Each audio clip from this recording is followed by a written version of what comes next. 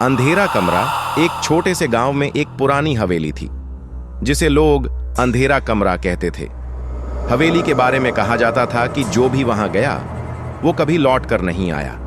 गांव वाले उस जगह से दूर रहना ही बेहतर समझते थे। एक दिन रिया और उसके दोस्त, जो ऐसी कहानियों पर विश्वास नहीं करते थे, उस हवेली को देखने का फैसला करते हैं। उन्हें लगता था कि यह सब केवल अफवाहें हैं। शाम के समय जब सूरज ढल चुका था, वे चुपके से हवेली के अंदर घुस गए। हवेली के अंदर सब कुछ पुराना और डरावना था। दीवारें टूटी हुई थीं और हर जगह से अजीब सी बदबू आ रही थी।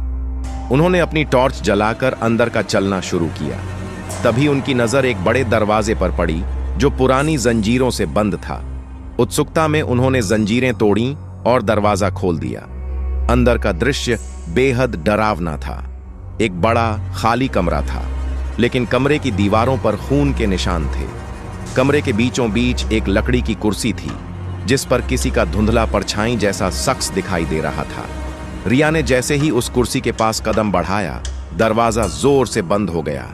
अचानक कमरे में चारों ओर से हंसी की गूंज सुनाई देने लगी, मानो कोई उनकी मजाक उड़ा रहा हो।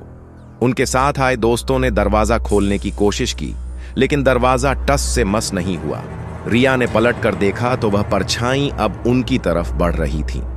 उसकी आंखें लाल थीं और मुंह से अजीब सी आवाजें आ रही थीं। इससे पहले कि रिया और उसके दोस्त कुछ समझ पाते, वह परछाई गायब हो गई। अगले दिन गांव वालों ने देखा कि हवेली के बाहर उन्हीं दोस्तों के जूते पड़े हुए थे, लेकिन वे खुद कभी वापस नहीं लौटे। आज भी उस हवेली से रात में चीखने और हंसने की आवाजें आती हैं। कहते हैं, अंधेरा कमरा अपने शिकार के लिए हमेशा खुला रहता है।